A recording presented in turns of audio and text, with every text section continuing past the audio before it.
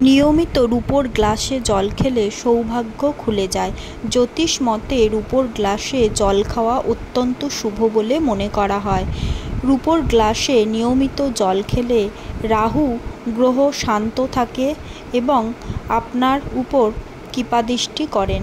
এছাড়া রূপোর গ্লাসে জল খেলে শুক্র গ্রহ খুব শক্তিশালী হয়, এর ফলে সৌভাগ্য বৃদ্ধি পায়।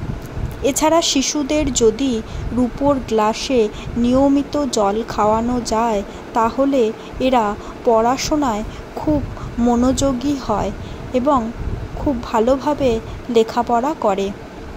রূপোর গ্লাসে নিয়মিত জল খেলে শরীরে নানা রকম রোগ থেকেও মুক্তি পাওয়া যায়।